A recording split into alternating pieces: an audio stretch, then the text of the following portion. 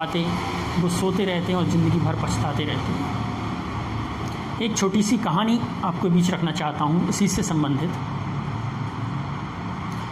कि टीचर जो होता है एक कारीगर होता है। वो अपनी छेनी हथौड़े की कला से, वो अपने परिश्रम से, अपनी मेहनत से उसे तैयार करता है।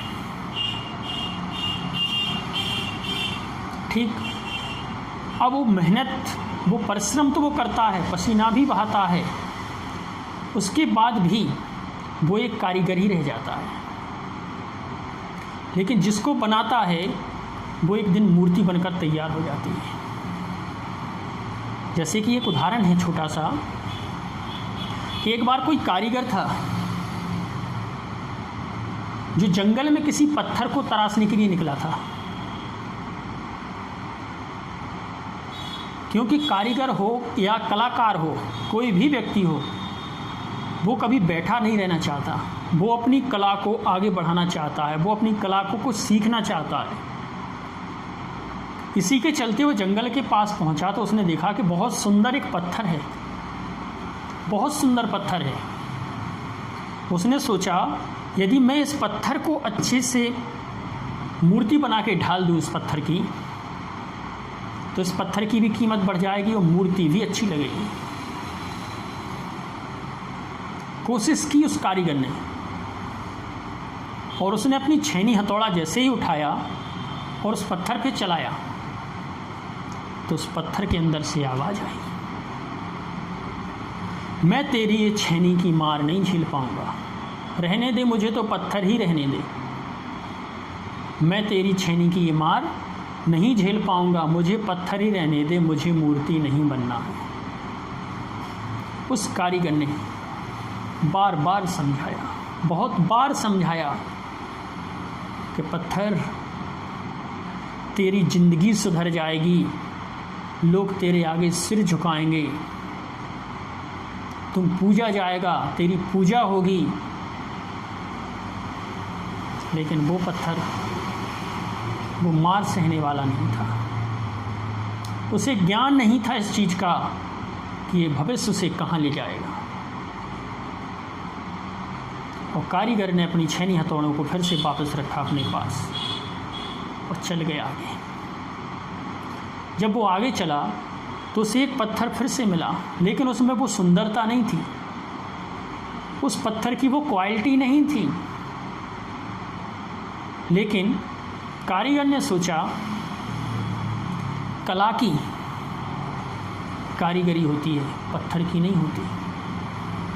क्योंकि बहुत सारे पत्थर ऐसे होते हैं जो डले फिरते हैं कहीं भी, उनकी कोई कीमत नहीं होती। और एक ख़राब भी पत्थर अगर मंदिर में रखा हो तो उसकी पूजा होती है। तो उस कारीगर ने उसी पत्थर पे अपनी छेनी हथौड़े चलाना शुरू कर दिया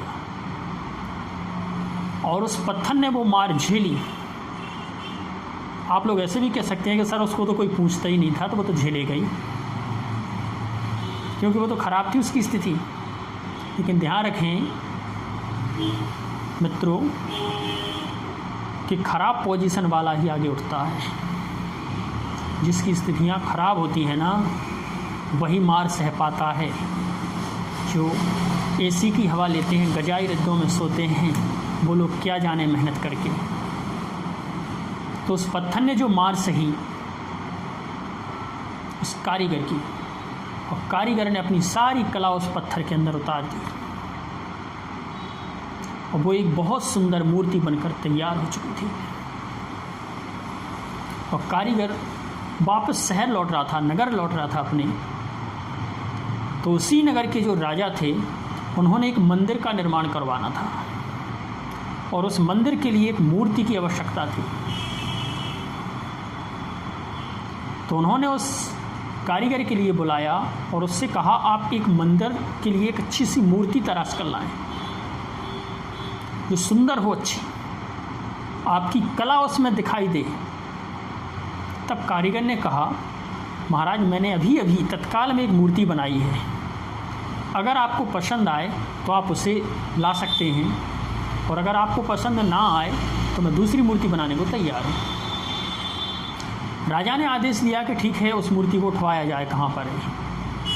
तो कारीगर उसके साथ गया जंगल और वहाँ से वो मूर्ति लेकर आए। राजा ने उस मूर्ति को देखा तो उस कारीगर की कला बहुत सुंदर थी, उस पत्थर में बहुत सुंदर मूर्ति बनाई उसने। राजा को पसंद आ गई वो मूर्ति और राजा बोला, रहने दो कारीगर, इसी मूर्ति को हम मंदिर में रखेंगे। और उस मंदिर में उस मूर्ति की स्थापना कर दी गई। लोग बाग उसके सामने सिर झुकाने लगे, बहुत लंबी लंबी लाइनें लगने लगी नगर में। भगवान की स्थापना हुई। इसी के चलते हुए किसी ने कहा, यहाँ पर एक पत्थर की आवश्यकता और है। बोले, किस लिए? बोले, यहाँ पर जो श्रद्धालु आते हैं वो प्रसाद को फोड़ने के लिए, नारियल को फोड़ने के लिए एक पत्थर की आवश्यकता है।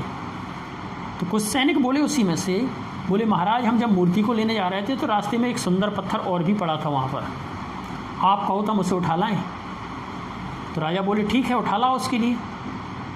और सैनिक गए और उस पत्थर को लेकर आ गए। ये वही पत्थर था जिस पे छेड़ियाँ नहीं चली थीं।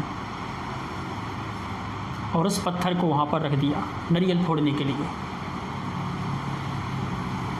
तब समय बीता और उस पत्थर ने उस मूर्ति वाले पत्थर से प्रश्न किया, बोले, भाई एक चीज़ तो बता कि तू भी पत्थर है और मैं भी पत्थर हूँ, लोग बाग तुझको पूछते हैं और मेरे सर पर नारियल फोड़ते हैं।